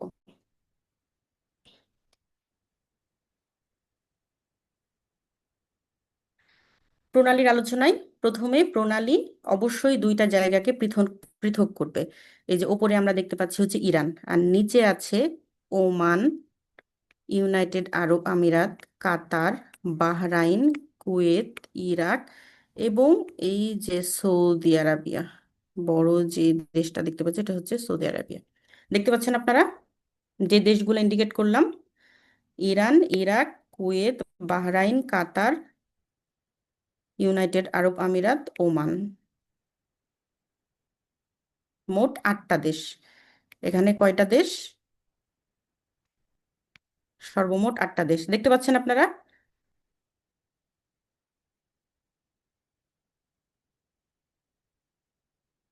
মনোযোগ কি হারিয়ে গেছে? বোরিং লাগে? না ম্যাম, সব বোঝা যাচ্ছে। আচ্ছা, আচ্ছা ঠিক আছে। এখানে আমরা 8টা দেশ দেখতে পেলাম। তো এই 8টা দেশের মধ্যে যে এই হরমুজ প্রণালীটা, এই জায়গাটাই হরমুজ প্রণালী। হরমুজ প্রণালীর এক পাশে হচ্ছে ইরান এবং আর এক পাশে হচ্ছে ওমান এবং সংযুক্ত আরব আমিরাত, এবং কাতারেরও ছোট ছোট কিছু দ্বীপের অংশ আছে এই জায়গাটা, এই অবস্থাটা। তাহলে পৃথক করেছে এই জায়গাগুলোকে এবং সংযুক্ত করেছে যে এই যে জল ভাগটা দেখতে পাচ্ছি এটার নাম হচ্ছে পারস্য উপসাগর, পার্সিয়ান গালফ লেখা আছে, এবং বাইরের এটা হচ্ছে অ্যারাবিয়ান সি, এই অংশটা সংযুক্ত করেছে হচ্ছে পারস্য উপসাগরকে আরব সাগরের সাথে এটা, এবং পৃথক করেছে ইরাককে সংযুক্ত আরব আমিরাত এবং ওমান থেকে পৃথক করেছে। মূলত এটা যে এখানে আমি যতগুলা দেশের নাম বললাম, যে ইরান, ইরাক, কুয়েত, বাহরাইন, কাতার, সংযুক্ত আরব আমিরাত এবং ওমান, এই যে 8টা দেশ, যতগুলো দেশ সবগুলাই মূলত সবগুলাই হচ্ছে তেল এবং গ্যাস সমৃদ্ধ দেশ। এসব দেশের তেল বা গ্যাস হচ্ছে জাহাজ বা ট্যাঙ্কারে করে বিশ্বের বিভিন্ন দেশে চলে যায় এবং পারস্য উপসাগর হয়ে এই হরমুজ প্রণালীর মধ্য দিয়ে যেতে হয়। পারস্য উপসাগরের সাথে অন্য কোনো তো যাতায়াতের আমরা পথ দেখছি না, এই একটা পথের মাধ্যমেই তাকে বের হয়ে আসতে হবে এবং পৃথিবীর বিভিন্ন জায়গায় সেই জাহাজগুলা চলে যাবে। তাহলে এই সব জায়গা থেকে যদি তেলবাহী জাহাজ বের হতে হয় তাহলে অবশ্যই এই ন্যারো ওয়েটা দিয়েই বের হতে হবে।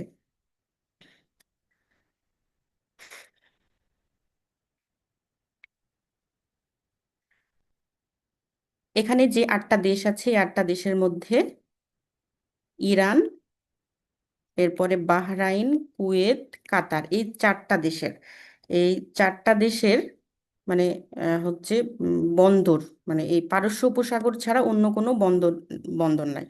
আহ, এইসব এলাকার এই চারটা দেশ থেকে তাদের তেল এবং গ্যাস ভর্তি যে জাহাজগুলা সেগুলা শুধুমাত্র এই পথটা দিয়ে বের হওয়ার একমাত্র উপায়। অন্যগুলার অন্য সাইডে অন্য বন্দর আছে, যেমন আরবের এই সাইডে উপায় আছে, ইয়েমেনের এই সাইডে আছে, ওমানের এই সাইডে আছে, কিন্তু এই চারটা দেশের কিন্তু নাই। একমাত্র পথ হচ্ছে এই যে এই হরমুজ প্রণালীটা। একটু ক্লিয়ার করি।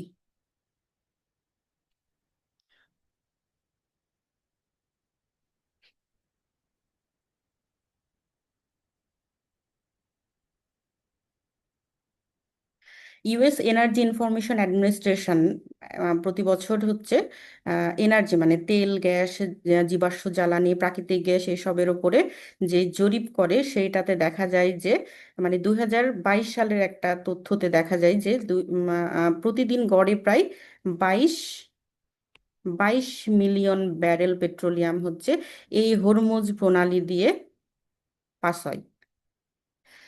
আর বর্তমান সময়ে মানে মোট বিশ্ব যে জ্বালানি, বিশ্ব জ্বালানি মানে জ্বালানির মধ্যে যে তেল, গ্যাস, পেট্রোলিয়াম, তারপরে প্রাকৃতিক গ্যাস, এই যে কনজাম্পশন হয় এটার 21%, মানে বিশ্বের মোট যে জ্বালানি চাহিদা রয়েছে বা প্রয়োজন রয়েছে সেটা 21% জ্বালানি হচ্ছে এই পথ দিয়ে বিশ্বের বিভিন্ন দেশে চলে যায়। বেশি যায় হচ্ছে এশিয়ার পূর্ব ভাগে যে দেশগুলা রয়েছে সেই দেশে যায়, এবং এই সাইড দিয়ে যে ইউরোপের কিছু দেশে যায়, এবং নিচের একটা রাস্তা আছে সেটা দিয়ে হচ্ছে আফ্রিকা মহাদেশ পুরো পার হয়ে আমেরিকাতেও যায়, এবং অস্ট্রেলিয়ার ওই সাইডেও যায়। যে মোট বিশ্ব জ্বালানির 21%, মানে 100 ভাগের মধ্যে 21% জ্বালানির চাহিদাই পূরণ করছে যে এই যে পারস্য উপসাগরের আশেপাশে যে আটটা দেশ রয়েছে, এই আটটা দেশের জ্বাল জ্বালানি।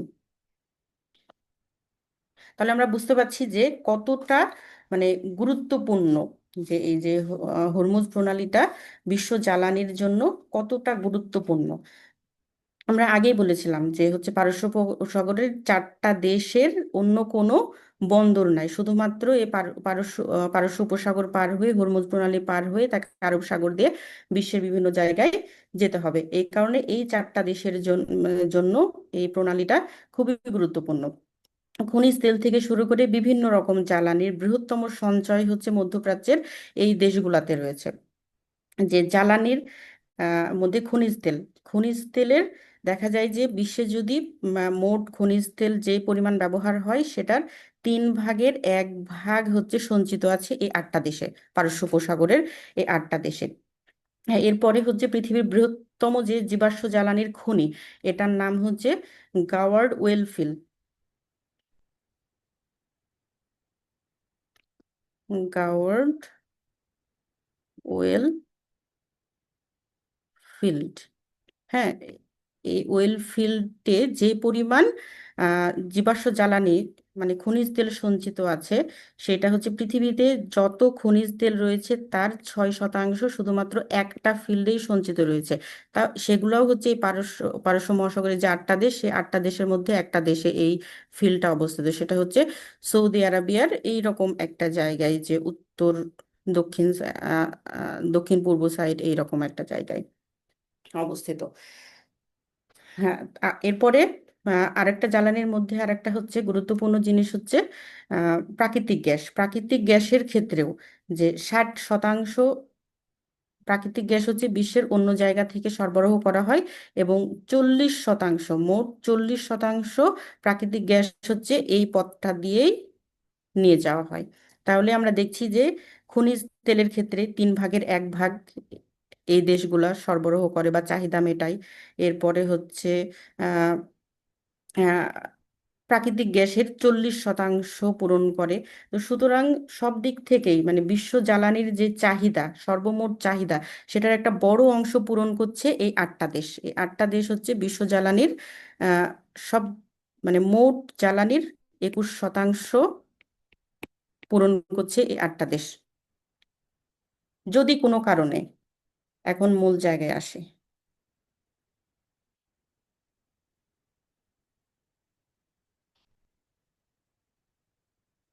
যদি কোনো কারণে এই যে এই হরমুজ প্রণালীটা বন্ধ করে দেওয়া হয়, এই প্রণালীটা যদি বন্ধ করে দেওয়া হয়, তাহলে আমরা যে 21% জ্বালানি এই পথ দিয়ে নিয়ে যাওয়া আসা করছিলাম, তাহলে তো এইটা আর সম্ভব হবে না।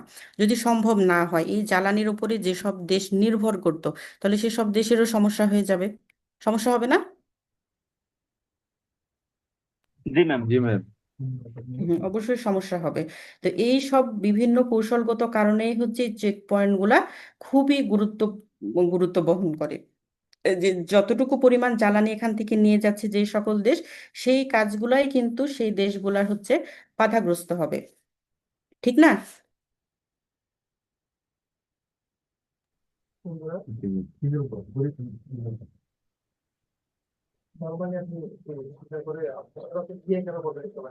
কেউ কি কিছু বলছেন? ক্লিয়ার বোঝা যাচ্ছে না, একটু পরিষ্কার করে বললে বুঝতে পারবো।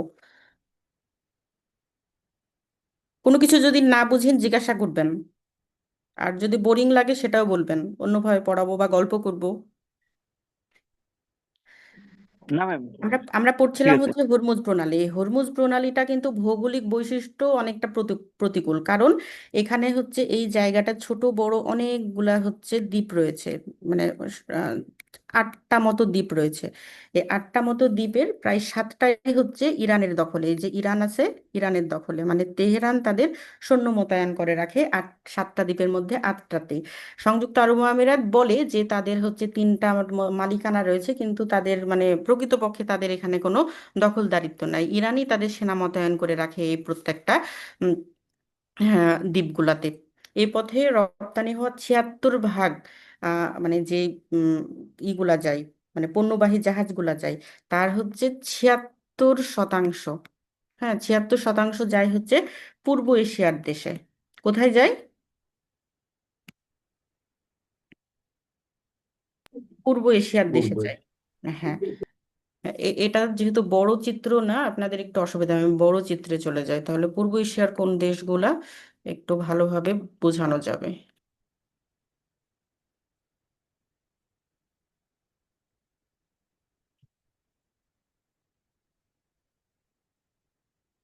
এই জায়গাটায় থাকি। আমরা পড়ছিলাম এই জায়গাটা, হরমুজ প্রণালী। এখান থেকে যে জাহাজগুলা যায় সেটার পথ হচ্ছে মানে কোথায় কোথায় যায়, এই দিক দিয়ে বের হয়ে এসে এই পথটা দিয়ে এইখানে আসে। হ্যাঁ, এইরকম। তো এখানে কিভাবে যায়, এটা এই যে এডেন সাগর দিয়ে, এটা বাবেল মানদেব প্রণালী, বাবেল মানদেব প্রণালী থেকে লোহিত সাগরে যায়। এখানে হচ্ছে সুয়েজ ক্যানেল আছে, সুয়েজ ক্যানেল দিয়ে ভূমধ্য সাগরে আসে। ভূমধ্য সাগরের ঠিক ওপরেই হচ্ছে ইউরোপ মহাদেশ। ঠিক না? তাহলে ইউরোপ মহাদেশের কোনো দেশ যদি চায় যে আমরা হচ্ছে যে এই যে এইখান থেকে আরব কোনো দেশ থেকে আমি জ্বালানি নিব, তাহলে তাদের জাহাজগুলাকে এই পথ দিয়ে বের হয়ে এসে এই পথটা দিয়ে ভূমধ্যসাগরে প্রবেশ করতে হবে, এবং তারা হচ্ছে তাদের পণ্য নিবে। ঠিক না? জি ম্যাম। হ্যাঁ। আর পূর্ব এশিয়ার কথা বারবার বলছি, পূর্ব এশিয়া হচ্ছে এই যে এই সাইডটা হচ্ছে পূর্ব দিক এশিয়ার। পূর্ব দিক, পূর্ব দিকে যে দেশগুলো রয়েছে এটা হচ্ছে চায়না, এখানে হচ্ছে উত্তর কোরিয়া আছে, দক্ষিণ কোরিয়া আছে, এটা জাপান আছে, এখানে তাইওয়ান আছে, আরো অনেক দেশ আছে। আর নিচের এগুলো তো দক্ষিণ পূর্ব এশিয়ার দেশ।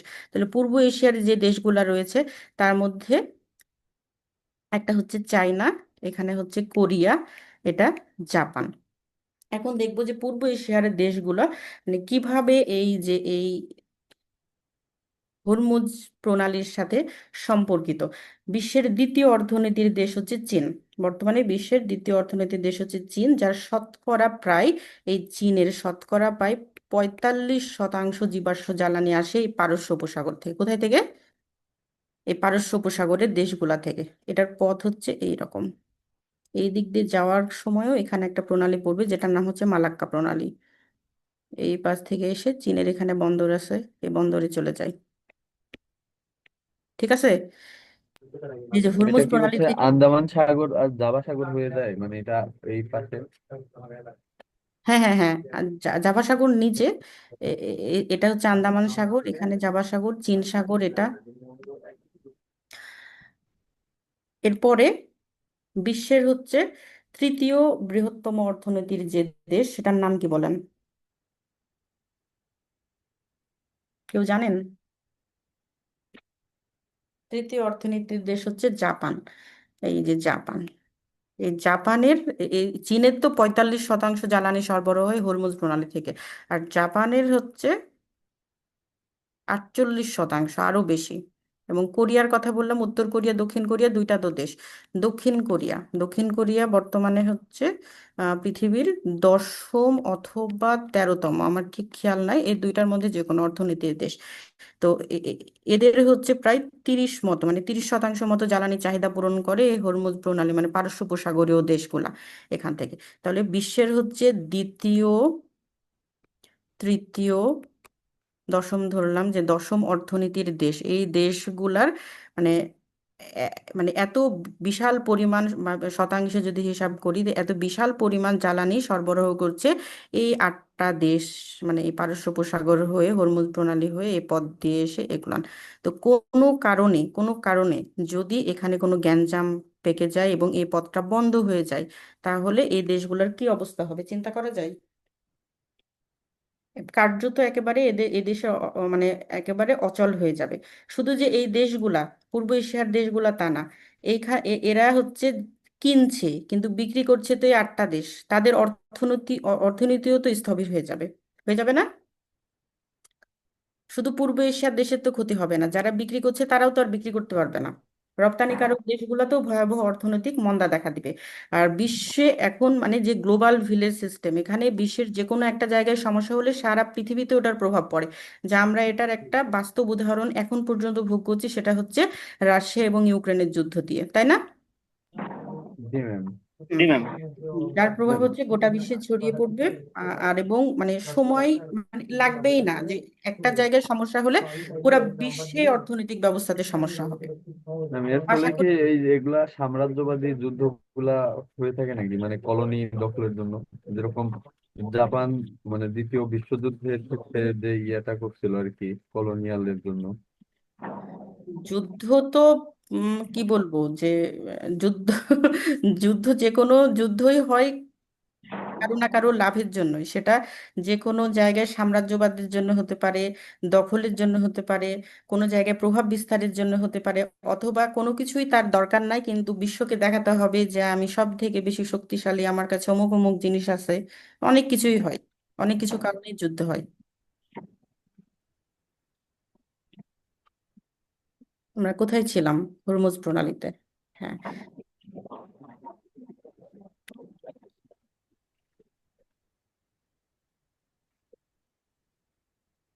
আমরা দেখলাম যে এই যে পূর্ব এশিয়ার অর্থনীতিটা কিভাবে এই হরমুজ প্রণালীর সাথে সম্পর্কযুক্ত।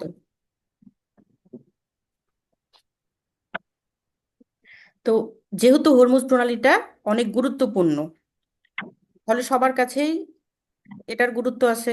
বিশ্বের যেসব মানে আহ, আহ, বিশ্বের যেসব হচ্ছে মানে বাঘা বাঘা রাষ্ট্র, ঠিক আছে, যে সবাই চায় যে এই হরমুজ প্রণালীটার কি আধিপত্য নিতে। কৌশলগত কারণে হরমুজ প্রণালীর নিয়ন্ত্রণ সব সময় বিশ্বের যে পরাশক্তিগুলা রয়েছে, বড় বড় রাষ্ট্রগুলা রয়েছে, তারা নেয়ার চেষ্টা করে। এর মধ্যে অন্যতম হচ্ছে মানে যেখানেই কোনো ঝামেলা সেখানে আগে কোন দেশ যায়? America, Russia. হুম। হ্যাঁ। তো এখানে হচ্ছে যে এই যে ইউএসএ, মানে যেখানে কোনো ঝামেলা হবে সেখানেই চলে যাবে কে? ইউএসএ। আমরা যেমন দেখলাম যে হরমুজ এই এই যে এই দেশগুলা থেকে যে জ্বালানি, সেটার উপরে পূর্ব এশিয়ার একটা বড় অংশ হচ্ছে নির্ভর করে। ওই রকম অন্যান্য দেশও কিন্তু নির্ভর করে, একটা বড় অংশ যায় হচ্ছে ইউরোপের দেশে এই পথ দিয়ে, এরপরে এই পথ দিয়ে এসে দক্ষিণ আমেরিকা এবং উত্তর আমেরিকাতেও কিন্তু যায়। বা এই দিক দিয়ে যেও সরাসরি যে জিব্রাল্টার প্রণালী দিয়েও কিন্তু আটলান্টিক পার হয়ে আমেরিকাতে যায় এখানকার জ্বালানিগুলা। তো এখানে যদি কোনো ঝামেলা হয় তাহলে যেমন পূর্ব এশিয়া দেশের ক্ষতি হবে, ইউরোপেরও ক্ষতি হবে, আমেরিকারও ক্ষতি হবে, তাই না? তো সবাই চায় যেন এখানে কোনো ঝামেলা না হয়, ঝামেলা না চাইলে এখানে তাদের প্রভাব বিস্তার করতে হবে।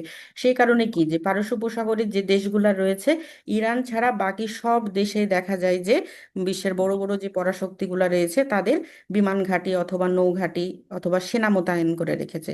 তো এই সব থেকে এগিয়ে আছে হচ্ছে ইউএসএ।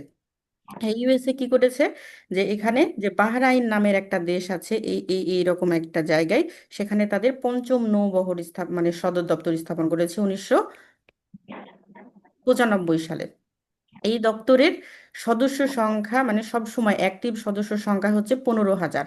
তার মানে বোঝা যাচ্ছে যে কত বড় তারা এখানে নৌবহর স্থাপন করেছে। এই বিশাল নৌবহরে হচ্ছে দুইটা বিমানবাহী জাহাজ সব সময় থাকে, যেগুলো হচ্ছে মানে ওই যে এয়ারক্রাফট ক্যারিয়ার এগুলা। এর মানে ইরানের প্রভাব বিস্তার ঠেকানোর জন্য শুধুমাত্র যে পারস্য উপসাগরের বিভিন্ন এলাকায় ইউএসএ তাদের বিশাল বিশাল সামরিক উপস্থিতি রেখেছে। হুম, আহ, মা- মানে মূল কারণ আমরা জানি যে যুক্তরাষ্ট্র এবং ইরানের মধ্যে বৈরী সম্পর্ক, সেটা হচ্ছে 1980 সাল থেকে, যে কূটনৈতিক সম্পর্কের যে অবনতি মূল কারণ ছিল এই হরমুজ প্রণালীর নিয়ন্ত্রণ নিয়েই এদের মধ্যে কারণ ছিল, যে কোনো কারণে যদি ইরান হরমুজ প্রণালীতে সমস্যা তৈরি করে তাহলে তারা কি করবে, যে আমেরিকার জাহাজগুলোকে আটকে দিতে পারে, যেন আমেরিকার জাহাজে কোনো ঝামেলা তৈরি করতে না পারে। এই কারণে এই বিশাল উপস্থিতি তৈরি করেছে ইউএসএ হচ্ছে এই পারস্য উপসাগরের বিভিন্ন দেশে। কাতারে আছে, তারপরে তাদের হচ্ছে যে বাহরাইনে আছে, সব জায়গাতে তারা তাদের সামরিক উপস্থিতি রেখেছে। শুধু যে ইউএসএ তা না, ইউএসএ তো এখান থেকে শুধু নিচ্ছে না, এখান থেকে ইউরোপেরও অনেক দেশ হচ্ছে নিয়ে যায়। যে তারপরে ব্রিটিশরা নেয়, ব্রিটিশ রয়্যাল নেভির এখানে ফ্লিট স্থাপন করা হয়েছে এই বাহরাইনের। এরপরে যে পশ্চিমা বিশ্বের মোট 39টা দেশ একসাথে, এখানে বড় বড় অনেকগুলো দেশ রয়েছে, ফ্রান্স জার্মানি সহ আরো অনেক দেশ রয়েছে।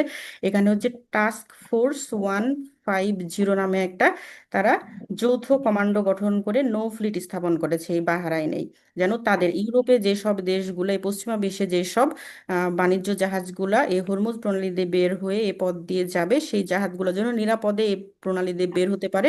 সেই কারণে তাদের সামরিক উপস্থিতির জন্য এই টাস্ক ফোর্সটা তারা গঠন করেছে। এরপরে ইন্ডিয়ার, চীনের যেমন জ্বালানি এখান থেকে আসে, এই ইন্ডিয়া এই দেশটা হচ্ছে ইন্ডিয়া, এই ইন্ডিয়ারও জ্বালানির একটা বড় অংশ হচ্ছে এখান থেকে আসে। ইন্ডিয়াও কিন্তু এখানে তার নেভি উপস্থিতি রেখেছে। মানে এসব মানে মানে কারণ, যে এখানে তাদের সামরিক উপস্থিতির কারণ হচ্ছে একটাই, যে নিজের দেশের বাণিজ্য জাহাজগুলা যাতে করে সুন্দরভাবে এ পথ দিয়ে পাস হয়ে চলে যেতে পারে। কোনো ধরনের যদি এখানে কোনো গ্যাঞ্জাম হয় তাহলে তারা নিয়ন্ত্রণ নিতে পারে। আহ, মানে মূলত আমি বোঝাতে চেয়েছি যে আহ, হরমুজ প্রণালীতে যদি কোনো কারণে ইরান সমস্যা তৈরি করে তাহলে যেন অন্যান্য দেশ সেটা আহ, সেটা মানে কি একটা দিতে পারে, হুম, ওই যে কাউন্টার অ্যাটাক বা কাউন্টার দিতে পারে, যে ইরানও যেন ভয় পায় যে তারা কিছু করতে পারবে না এরকম না। এটা হচ্ছে যে এই যে আর একটা বিষয়, যে যেসব জাহাজগুলো এখান দিয়ে যাতায়াত করে এগুলো সবগুলাই হচ্ছে বাণিজ্যিক জাহাজ এবং হচ্ছে বেসরকারি। যদি সমস্যা হয় এই প্রণালীতে যাতায়াতে তাহলে কিন্তু যেসব প্রাইভেট প্রতিষ্ঠানগুলা তাদের জাহাজে পণ্য নেয়া যাতায়াত করে তারা কিন্তু বন্ধ করে দিবে।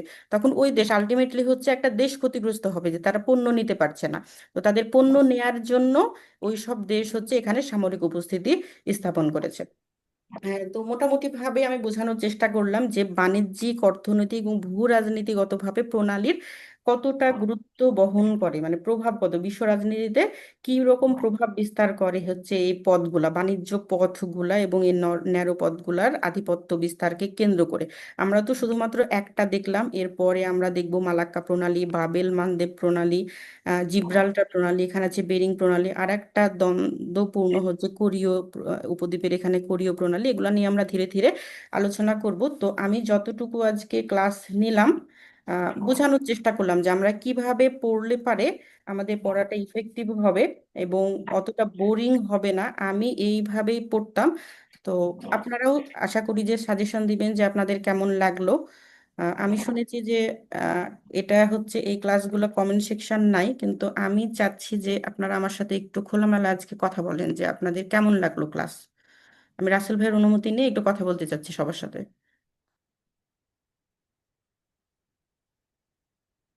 রাসেল ভাই।